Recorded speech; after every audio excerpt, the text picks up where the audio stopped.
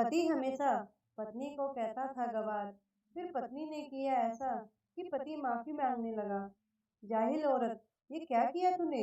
गवार है, गवार ही रही हो तू। यशोदा जी पूजा कर रही थी कि उन्हें अपने बेटे ऋषभ के ये सब सुनाई दिए जो वो अपनी पत्नी शिवानी को बोल रहा था। माफ कीजिएगा, वो मुन्ने का हाथ लग गया, इसलिए पानी गिर गया थोड़ा। सहमी आवाज में शिवानी बोली, तुम्हारी माफी क्या मेरी ये कमीज सुखा देगी? पहले ही मुझे देर हो रही है, ऊपर से ये किसी चीज की तमीज है तुझे? न घर संभाल सकती, न बच्चे, न ढंग से रहना आता, न बनाना। मेरी किस्मत फूटी थी जो ये जाहिल मेरे गले पड़ गई। ऋषभ शिवानी को धक्का सा दे कमीज बदलने चला गया।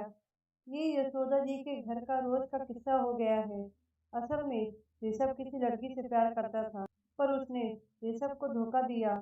बाद में घर वालों के कहने पर ऋषभ ने शिवानी से शादी तो कर ली, पर वो पत्नी सिर्फ उसका घर संभालने, उसकी शारीरिक जरूरत पूरी करने और बच्चे पैदा करने के लिए थी। पत्नी को मान सम्मान भी दिया जाता है, ये तो वो भूल ही चुका था।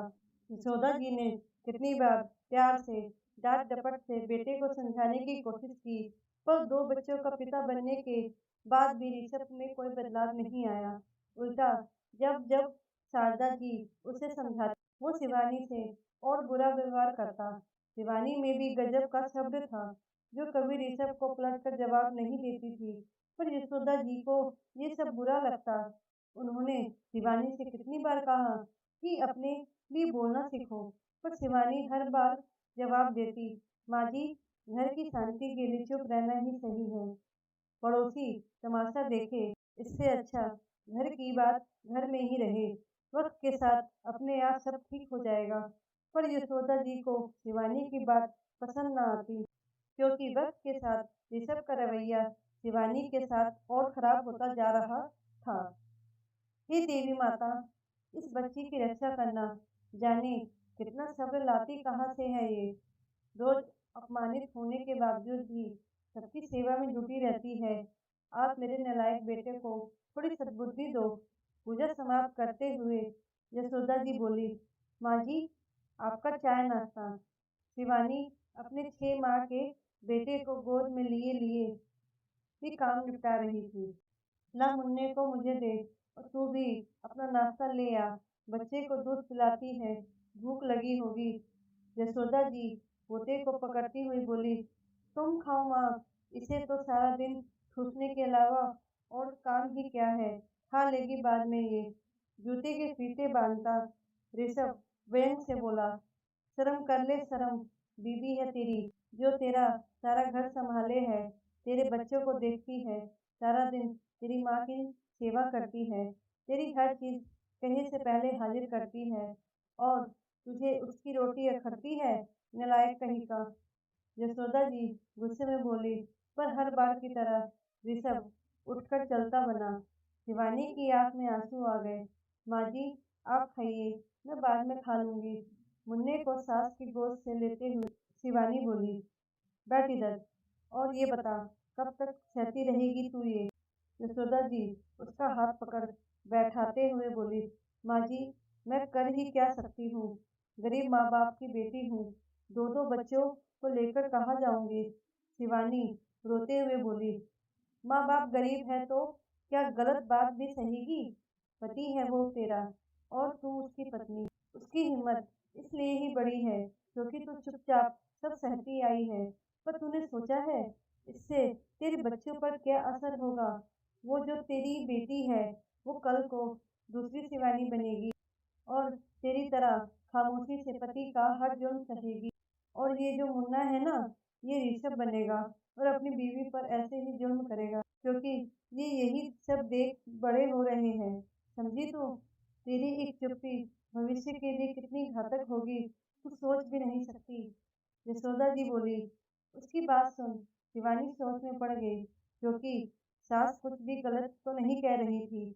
माँ जी, मुझे क्या करना चाहिए तो? मैं तो ये घर छोड़कर भी नहीं जा सकती।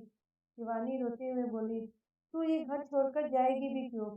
ये घर तेरा भी उतना है जितना बाकी सबका। यशोदा जी बोली, तो मैं क्या करूं माँ जी? बेबस शिवानी बोली, उसे सबक सिखा, उसे अपनी अहमियत बता, उसे ये बता कि इस घर में उसकी और हम सबकी जिंदगी में तेरा क्या महत्व है। तू गवार नहीं है ना ही जाहिल है, समझी। तेरी ये माँ तेरे साथ है। ये बोल यशोदा जी ने शिवानी के कान में कुछ कहा। ओए शिवानी, कहाँ मर गई? पानी लेकर आ जल्दी से। शाम को ऑफिस से आते ही ऋषभ चिल्लाया, फ्रिज में रखा है, पानी ले लीजिए।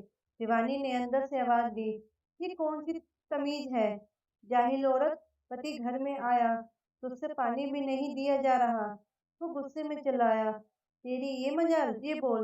गुस्से में ऋषभ अंदर आया तो बेड पर सजी धजी शिवानी नील पिन लगा रही थी। उसने ऋषभ की तरफ देखा भी नहीं। ऋषभ गुस्से के घूंट पीता खुद पानी लेने चला गया।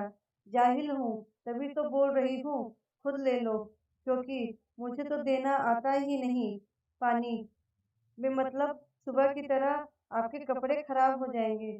शिवानी वहीं से बोली, बेटा ले जरा तू मुन्ने को पकड़, मेरा हाथ दुख गए सुबह से लिए लिए। जैसे ही ऋषभ वापस आकर बैठा, यशोदा जी बोली, ठीक है माँ, अब खाना लगा दो, बहुत भूख लगी है।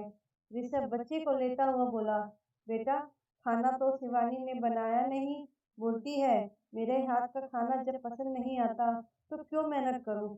यशोदा जी बोली, आज कुछ ज्यादा ही नहीं बोल रही है, इसे अभी सीधा करता हूँ मैं। ऋषभ उठता हुआ बोला, ना ना बेटा, ऐसा गजब मत करियो, वरना तुझे मुझे दोनों को जेल हो जानी है। आज ही बहू अपनी सहेली से बात कर रही थी कि वो इस घर से तंग आ चुकी है, सोचती है पंखे से लटक कर मर जाए। अगर कल को मुझे खरोच भी आई तो इसके जिम्मेदार मेरे पति होंगे, साथ में सास भी। बेटा उसने कुछ उल्टा सीधा कर लिया तो बेवजह लेने के देने पड़ जाने हैं। तू ऐसा कर, बाजार से मंगा ले खाना, फिर गुड़िया को स्कूल का काम भी करवाना है। यशोदा जी बेचारगी से बोली, क्या अभी उसको काम भी नहीं कराया शिवानी ने, और ऐसे कैसे वो कुछ कर लेगी। माँ आप बेकार डर रहे हो। ऋषभ बोला, बेटा वो कहती है मैं गवार कहाँ जानू अंग्रेजी की पढ़ाई, इसलिए नहीं कराया काम। और मेरा डर गलत नहीं बेटा, आजकल औरतों की सुनी जाती है। सोच, मैं इस उम्र में जेल जाती कैसी लगूंगी। यशोदा जी बोली। अब ऋषभ खामोश हो गया। थोड़ा देर सोचने के बाद उसने खाना ऑर्डर किया और बेटी को काम कराने लगा, लेकिन उसे कुछ समझ नहीं आ रहा था कैसे पढ़ाए। उसे आज तक पढ़ाया जो नहीं। अगले दिन ऋषभ को अपना कोई सामान निकला नहीं मिला। शिवानी भी उसे कहीं नजर नहीं आई। माँ शिवानी कहाँ है? उसने बाहर आकर पूछा। बेटा वो तो वॉक पर गई है, और देख मुन्ने ने पोटी कर ली, अब मेरे से तो धोई जाएगी नहीं, तू ही धो। यशोदा जी बोली, क्या वॉक पर क्यों? ऋषभ झुंझलाकर बोला, उसकी कोई सहेली आई है इस शहर में, नई नई इंस्पेक्टर है वो। उसने कहा शिवानी से अपनी सेहत पर ध्यान देने को, बस उसी के साथ गई है। यशोदा जी बोली, उसने तो कभी बताया नहीं उसकी कोई दोस्त पुलिस में भी है। ऋषभ उत्सुकता से पूछा, अरे मुझे तो बताया था, पर तब वो दूसरे शहर में थी। मुझे लगता है उसी की शय पर बहू आजकल अपने मन की करने लगी है। कहीं ऐसा ना हो वो उसे सारी बात बता दे और शिवानी हमारे खिलाफ रिपोर्ट कर दे। तुझे पता है ना, शर्मा जी की बहू ने उनके खिलाफ झूठी रिपोर्ट की थी, तब भी उन सबको जेल हो गई, जबकि यहाँ तो शिवानी सही है। कितना कहा था ना मेरी बहू की इज्जत किया कर, पर नहीं, तू तो उसे रोज जलील करता रहा। अब अगर उसने ऐसा कुछ किया तो मैं तो बहू की तरफ हो जाऊंगी और बोल दूंगी मैं नहीं, बस मेरा बेटा उसे जलील करता था, क्योंकि इस उम्र में मैं तो जेल जाने से रही। यशोदा जी डरने का नाटक करते हुए बोली, और वाकई में ऋषभ भी सोच में पड़ गया। उसने मुन्ने को उठाया और बाथरूम में चल दिया। अरे आप क्यों ये सब कर रहे हैं? लाओ मुझे दो, मैं करती हूँ। तभी शिवानी वहां आकर बोली, नहीं कोई बात नहीं, तुम थकी होगी, वैसे भी मुन्ना मेरा भी तो बेटा है। अपने स्वभाव से विपरीत ऋषभ शांत स्वभाव में बोला, जिससे शिवानी हैरान रह गई। वो रसोई में गई और सास के कहे अनुसार बस ब्रेड चाय बनाई। हालांकि शिवानी को लगा था ऋषभ गुस्सा करेगा, पर वो चुपचाप खाकर चला गया। सुनो यार, अरुण बीवी को मानसिक कष्ट पहुंचाने पर कितनी सजा होती है? ऑफिस में उसने अपने सहकर्मी दोस्त से पूछा। अब ये तो जज के और कितना कष्ट पहुंचाया गया उसके ऊपर है, पर तू ये सब क्यों पूछ रहा है? भाभी जी ने केस वेस कर दिया है क्या? अरुण चुटकी लेते हुए बोला, कैसी बात करता है तू? वो क्यों मुझ पर केस करेगी? चल काम करने दे। झेपता हुआ ऋषभ बोला। उसका मन काम में नहीं लग रहा था।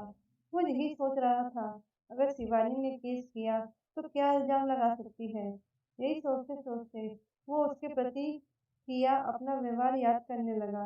घर आकर भी वो किसी से नहीं बोला, चुपचाप अपने कमरे में आ गया। लीजिए पानी। पानी लेकर आई तो दो बूंद छलक गई। माफ कीजिएगा, वो शिवानी डरते हुए बोली। नहीं नहीं, कोई बात नहीं, पानी ही तो है, सूख जाएगा। ऋषभ बोला। बाहर आ। जब उसने सास को बताया तो दोनों हंसने लगे। नहीं, मुझे जेल नहीं जाना, इंस्पेक्टर साहिबा मुझे छोड़ दो। रात को अचानक ऋषभ नींद में चिल्ला उठा। क्या हुआ आपको? शिवानी उसे झकझोरते हुए बोली। शिवानी, प्लीज मुझे माफ कर दो। आज के बाद मैं तुम्हारे साथ कभी गलत व्यवहार नहीं करूंगा, पर प्लीज तुम अपनी दोस्त से मेरी शिकायत मत करना। मुझे जेल नहीं जाना। ऋषभ उठकर शिवानी के सामने हाथ जोड़ते हुए बोला। अरे अरे, आप क्या कर रहे हैं? मैं कोई शिकायत नहीं कर रही। आप बेफिक्र रहिए और शांति से सो जाइए। शिवानी उसका हाथ पकड़कर बोली। उसने देखा दरवाजे के बाहर यशोदा जी खड़ी है, जो शायद ऋषभ की आवाज सुनकर आई होगी। शिवानी से नजर मिलाते ही वो मुस्कुरा दी और शिवानी का मन उसके प्रति श्रद्धा से भर गया। आज शादी के 6 साल बाद उसकी सास के कारण सम्मान मिला था। दोस्तों, ये सच है कि जमाना कितना बदल गया हो, पर कुछ घरों में आज भी औरत की स्थिति नहीं बदली।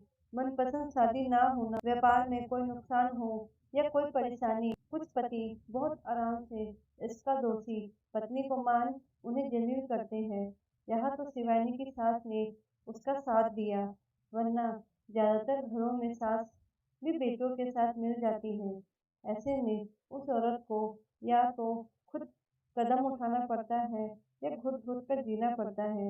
यहाँ मेरे दोस्त कहेंगे ऐसे पति को छोड़ देना चाहिए था, पर दोस्तों, कुछ औरतों के लिए ये भी आसान नहीं होता, क्योंकि समाज तो क्या परिवार भी साथ नहीं होता। किंतु मैं ऐसी औरतों से यही कहूंगी, पति पति है, कोई परमेश्वर नहीं कि उनकी हर अनुचित बात भी सहन करते रहो। जब तक आप खुद अपने लिए आवाज नहीं उठाओगी, कोई कुछ नहीं कर सकता। यहाँ ऐसी स्थिति में यशोदा जी को नमन करना चाहूंगी, जो उन्होंने बेटे को सही रास्ते पर लाने के लिए न केवल बहू को प्रोत्साहित किया, वरना उसका साथ भी दिया।